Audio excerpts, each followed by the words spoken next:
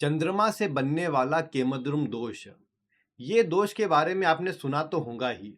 जब भी जन्म कुंडली में चंद्रमा के आगे पीछे कोई नहीं होता है, यानी चंद्रमा अकेला बैठा हो, उसके आगे पीछे वाले भाव में भी कोई ना हो, तो ये स्थिति केमद्रुम दोष के प्रभाव को दर्शाती है। अब इसका प्रभाव तो आपने सुना ही होगा कि इस दोष के बारे में बहुत ज़्यादा नेगेटिव बातें कही जाती है, या इसे जीवन काल में परेशानी देने वाला, या जीवन में केवल और केवल व्यक्ति को धन हानि और मानसिक अशांति देने वाले योग के रूप में इसे कहा जाता है। कई ज्योतिषीय ग्रंथों में ये लिखा हुआ है कि ऐसा व्यक्ति अगर राजा के यहाँ भी जन्म ले ले तो भी वो अपने जीवन में दरिद्रता को देखता है या रंक हो जाता है, राजा की स्थिति से रंक की स्थिति में आ जाता है। लेकिन आखिर ऐसी बात क्यों कही गई, और इसके अलावा इस योग के जीवन में क्या सकारात्मक प्रभाव रहते हैं, ये मैं बताऊंगा। क्योंकि आप एक बात जानते हैं कि हमेशा सिक्के के दो पहलू होते हैं। कोई भी ग्रह योग केवल सकारात्मक प्रभाव नहीं देता और कोई भी ग्रह योग केवल नकारात्मक प्रभाव नहीं देता। उसके प्रभाव देने में हमेशा ही कुछ अंतर रहता है। और अभी पिछले कुछ लगातार वीडियो में मैं आपको यही जानकारी दे रहा हूँ कि अलग अलग ग्रहों की जब युति बनती है, अलग अलग ग्रह जब साथ में आकर के बैठते हैं, तो उनका प्रभाव व्यक्ति के जीवन में पॉजिटिव या नेगेटिव किस रूप में कैसा आता है। तो अगर आप उन वीडियो को देखना चाहें तो आप चैनल के साथ जुड़े रहिए, चैनल को सब्सक्राइब कर लीजिए और आई बटन पर क्लिक करके आप श्री वैदिक ज्योतिष नाम की जो प्लेलिस्ट है उसमें उन सभी वीडियो को आप देख सकते हैं। तो बस आप चैनल के साथ जुड़े रहिए, वो जानकारी भी आपको मिलेगी। अब इस विषय में आगे बढ़े, इस वीडियो में आगे बढ़े, तो आप एक बात समझिए कि चंद्रमा को कहा गया कि ये आपके जीवन में मन का कारक है, आपके मन को दर्शाने का काम ये करता है। और ये बात तो किसी को बताने की आवश्यकता नहीं है कि आधी लड़ाई तो आप अपने मन से ही जीत जाते हैं। आप अगर कोई भी काम करने वाले हो और आपके मन में एक पॉजिटिव थॉट है, एक एनर्जी आपके अंदर है, और आप बिना किसी दुविधा के, बिना कोई कन्फ्यूज़न के अपने लक्ष्य पर ध्यान लगाकर आगे बढ़ रहे हैं, अपनी मेहनत कर रहे हैं, तो विश्वास रखिए कि आप उसमें सफलता अवश्य प्राप्त कर लेंगे। तो चंद्रमा का महत्व तो जीवन में, ज्योतिष में सबसे ज़्यादा है। अब ऐसी स्थिति के अंदर आपके जीवन में भी अगर देखा जाए तो आपके स्वभाव को भी चंद्रमा दर्शाने का काम करता है। अब जब चंद्रमा के आगे पीछे कोई नहीं है तो आपका मन अकेला रहना चाहता है, क्योंकि चंद्रमा अकेला है। तो ऐसी स्थिति में ये कहा गया कि आपका मन भी अकेले रहना चाहता है। आपको ज़्यादा लोगों से जुड़ना, लोगों के बीच में जाना, भीड़ भाड़ में जाना आपको पसंद नहीं होगा, या अधिकतर मामलों में आप अपने आप की कंपनी ही पसंद करेंगे, ज़्यादा लोगों से जुड़ना नहीं चाहेंगे। और चंद्रमा चूंकि मन का कारक है, तो मन को आपने खुला आसमान दे दिया, उसके आगे पीछे कोई उसे बंधन में बांधने वाला नहीं है। तो ऐसी अवस्था में देखने को मिलता है कि प्रायः आप अपने जीवन काल में अपने मन पर, अपनी सोचने समझने की बातों पर ज़्यादा कंट्रोल नहीं कर पाते। आप एक साथ बहुत सारी चीज़ें, बहुत सारी बातें सोचते रहते हैं और उस कारण से कई बार कन्फ्यूज़न या दुविधा में रहते हैं, या कई बार प्लानिंग तो बहुत अच्छी कर लेते हैं लेकिन एक्शन वाला पार्ट मिसिंग होने से आप केवल सोचते रह जाते हैं। और यही स्थितियाँ इस योग के प्रभाव को खराब करती है। वैसे तो चंद्रमा के आगे पीछे कोई ना होना, या अगर हो भी तो सूर्य राहु केतु में से हो अगर, तो भी ये योग मतलब चंद्रमा का जो केमद्रुम दोष है वो बन जाता है। अगर कोई सूर्य या राहु केतु में से कोई होगा तो भी वो भंग नहीं कर पाएगा, उसका प्रभाव यथावत रहेगा। लेकिन अब एक बात आप इसमें देखिए, जब भी चंद्रमा अकेला बैठा हुआ हो तो ये आपको सबसे बढ़िया पॉजिटिव प्रभाव जो देता है वो ये है कि आप अपने आप में रह करके, ज़्यादा लोगों से न जुड़ करके, आप अकेले बहुत अच्छे विचार करके बहुत अच्छी प्लानिंग कर सकते हैं। और मैंने बहुत से ऐसे लोगों को देखा है जो केमद्रुम योग के प्रभाव को लेकर के जन्मे हैं, और वो किसी कंपनी में कोई मैनेजमेंट वाला या प्लानिंग वाला कोई काम करते हैं, या आगे की रूपरेखा बना करके चलते हैं, या बनाने का काम करते हैं। तो ऐसे लोग प्रायः आप देखेंगे कि वो अगर चंद्रमा का प्रभाव केमद्रुम दोष वाला है तो भी उसमें जीवन में अच्छा परिणाम प्राप्त कर सकते हैं, क्योंकि आपकी यहाँ पर सोचने समझने की क्षमता बढ़ गई है, या आप अन्य के मुकाबले ज़्यादा बड़ी मात्रा में, ज़्यादा आगे की सोचकर, भविष्य की बातों को ध्यान में रखकर सोच सकते हैं। और ये प्लानिंग या ये गुण आपके अंदर होने के कारण आप जीवन काल में ऐसे कार्यों को बहुत अच्छे से कर सकते हैं जो प्लानिंग से जुड़े हुए हो, जो आपकी बुद्धि से या आपकी इमेजिनेशन से जुड़े हो, ऐसे काम आपको बहुत अच्छे तरीके से आप उनमें सफलता प्राप्त कर पाएंगे। ये एक पहला गुण है आपके अंदर, और जरूरी नहीं कि ऐसे काम में ही जोड़ना है। आप कोई भी काम करो उसमें आपकी प्लानिंग, आपके सोचने समझने की क्षमता आपको विशेष एक स्किल प्रदान करेंगी, एक बल प्रदान करेंगी जो आपको अन्य से आगे रखने का काम करेगा। हाँ, ये नेगेटिव कब हो जाता है? जब आप बिना सोचे विचारे व्यर्थ की कल्पना कर रहे हैं। सोचना इस विषय में चालू करा था, इस विषय को तो छोड़ दिया, व्यर्थ की बातें सोचने लग गए उसके बाद। तो ये वाला जब प्रभाव बन जाता है ना, तो खराब प्रभाव इस चंद्रमा का मिलता है। अदरवाइज आप देखेंगे कि ये चंद्रमा का जो प्रभाव है, ये अकेला होने पर आपको अपने आप में रहकर डीप रिसर्च करने की जो एक गुण है, एक जो प्रेरणा है, एक स्वभाव में स्थिति है, वो प्रदान करता है। और ये सबसे एक पॉजिटिव बात है इसकी। दूसरी बात ये है कि जब भी चंद्रमा अकेला होता है तो जैसा मैंने बताया कि आपका मन स्थिर नहीं रहेगा, या मैं ऐसा बोलूँ चंचल हो जाएगा, एक से ज़्यादा विषयों को आप सोचेंगे। तो यहीं पर यह बात भी निकल के आती है कि जिनका चंद्रमा अकेला होता है वो प्रायः एक से ज़्यादा फील्ड के अंदर महारत हासिल कर सकते हैं। और ये देखने को भी मिलता है कि जिनके चंद्रमा अकेले होते हैं बहुत सारे कार्यों को वो करते हैं, या बहुत सारे विषयों में, बहुत सारे फील्ड के अंदर उनकी रुचि होती है और अलग अलग कार्यों की तरफ वो ध्यान देते हैं। ये बात आप देख पाएंगे, क्योंकि चंद्रमा मन का कारक है। जहाँ होगा, जहाँ बैठेगा, जहाँ दिखेगा, सभी पर अपना इसी तरह का प्रभाव देगा कि वहाँ पर आप बहुत सारी बातें सोचेंगे और उसी के बारे में सोचते रहेंगे।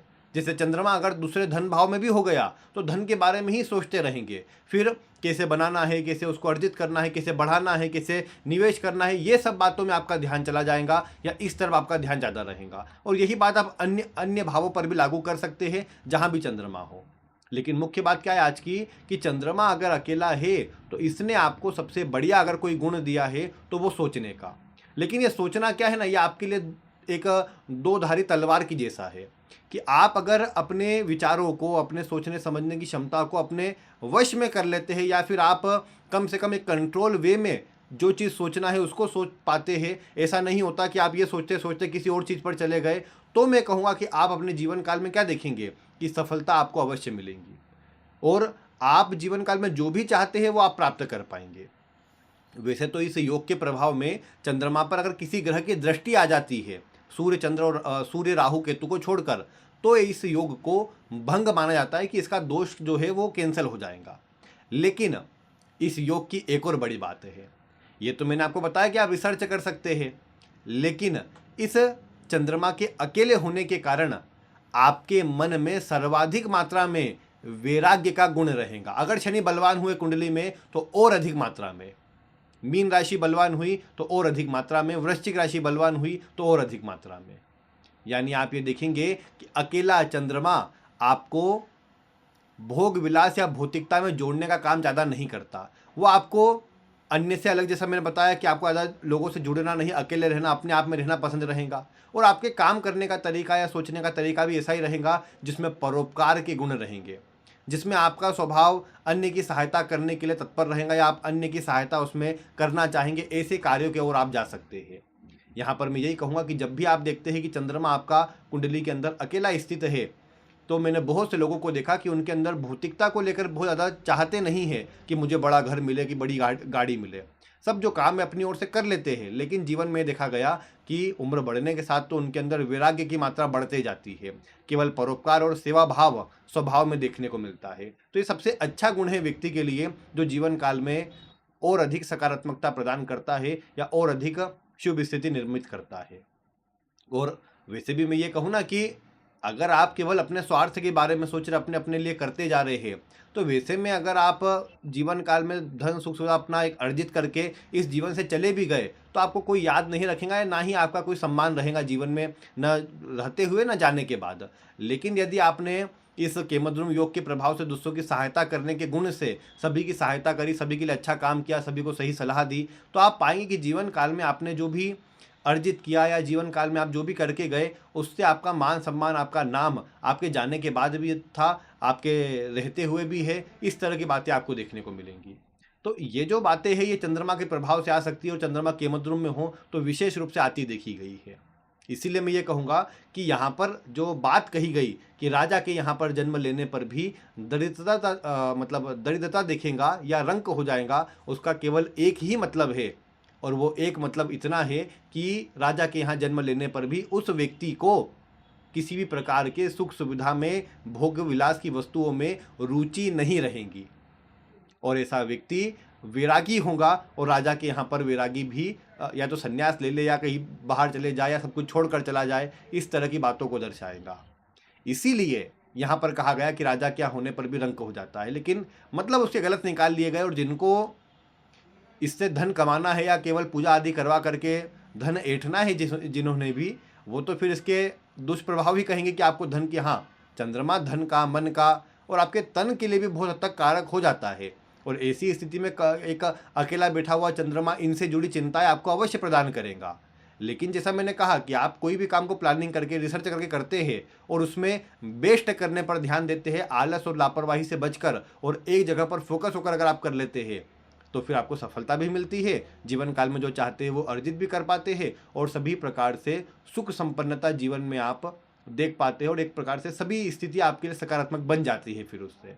बाकी ये आपके ऊपर है कि आप इस योग का प्रभाव किस तरह से लेना चाहते हैं। केवल नकारात्मक और व्यर्थ की बातें सोचकर मेरा जीवन तो खराब है, मेरे जीवन में तो कुछ नहीं होगा, मैं तो कुछ नहीं कर पाऊंगा, ये बातें सोच करके अपने जीवन को खराब करना चाहते हैं, या अपने विषय के बारे में और अपनी कार्य के बारे में और अच्छा या भविष्य से जुड़ा हुआ फ्यूचरिस्टिक कुछ सोच करके आप अपने काम को आगे बढ़ा सकते हैं, ये आपके ऊपर है। और ये बातें आप अवश्य से अपने जीवन में देख पाएंगे। और मैंने तो देखा है कि जो लोग एक अच्छे पद पर या कोई ऐसी ऊंची पोस्ट पर गए हैं, उनका जो केमद्रुम दोष का प्रभाव था उन्होंने इसी प्रकार से यूटिलाइज किया कि वो अपने मन पर काबू कर सकते कि क्या सोचना है, कैसे सोचना है। ठीक है, बहुत ज़्यादा कल्पना करते, बहुत ज़्यादा सोचते हैं वो भी, लेकिन विषय से जुड़ा हुआ, ऐसा नहीं कि जो मन में आ रहा है वो सोच रहे हैं और काम पर ध्यान नहीं, एक्शन पर ध्यान नहीं है। थोड़ा एक्शन पर भी ध्यान रखना है, लेकिन अपना फोकस जो है, अगर आप अपने कार्य पर, या मैं ये कहूँ कि यहाँ पर आवश्यकता होती है कि चंद्रमा को आप कंट्रोल करें, वो फिर मेडिटेशन से करें या किसी योगा प्राणायाम से करें या किसी और चीज़ से करें, जिससे भी आप अपने आप को एक कंट्रोल में रख सकते हैं, अपने मन को एक कंट्रोल में रख सकते हैं। वैसे कोई भी काम आपको करना चाहिए। ज़रूरी नहीं कि मैं आपको बोलूँ कि आप ये उपाय करो, वो उपाय करो। हाँ, अगर आप एक नियमितता अपने जीवन में ले आते हैं, आप एक रूटीन में, एक फिक्स रूटीन में आप काम करने लग जाते हैं और उसको बहुत कोशिश करते हैं कि उसको फॉलो कर लिया जाए, तो आप जीवन काल में अच्छा सफल हो जाते हैं। यहाँ एक बात ये भी है कि चंद्रमा जिनका केमद्रुम दोष में होता है, ऐसे लोग प्रायः जन्म स्थान से दूर सफल होते हैं। दूसरे नंबर की बात, ऐसे लोग प्रायः अपने जीवन में देख पाएंगे कि दिन के मुकाबले रात में ज़्यादा काम कर सकते हैं, ज़्यादा एक्टिव रूप में अपने जीवन में कोई काम को पूरा कर सकते हैं। इसलिए ऐसे लोगों को कहा जाएगा कि अगर ऐसे किसी काम में जुड़ना है जो कि रात को करना है, या फिर मैं कहूँ कि भले अन्य के लिए रात सोने के लिए है, लेकिन अगर आप अपने कार्य पर, रिसर्च, काम के बारे में कोई भी विचार अगर आप रात्रि के समय पर करते हैं, या कार्य के लिए महत्वपूर्ण टास्क आप रात्रि में करते हैं, तो ज़्यादा अच्छे तरीके से आप कर पाएंगे। वैसे भी चंद्रमा रात्रि बली ग्रह होता है, तो रात्रि में बलवान होकर के आपको प्रभाव देता है और आपको अच्छी एनर्जी देने का काम करता है। तो ये प्रभाव रहता है केमद्रुम योग का। मैं दोष नहीं कहूँगा, योग है ये, और इसके पॉजिटिव गुण आपके जीवन में आप अनुभव अवश्य कर पाएंगे अगर उसको सही प्रकार से यूज़ करना आप चालू कर देंगे तो। बाकी ये आज की वीडियो आपको कैसी लगी, आप वीडियो में कमेंट करके बताइए। चैनल पर नए हों तो सब्सक्राइब अवश्य कर लीजिए, और ऐसी ही जानकारी के लिए चैनल के साथ जुड़े रहिए। बाकी आज की वीडियो में इतना ही। वीडियो देखने के लिए आपका बहुत बहुत धन्यवाद।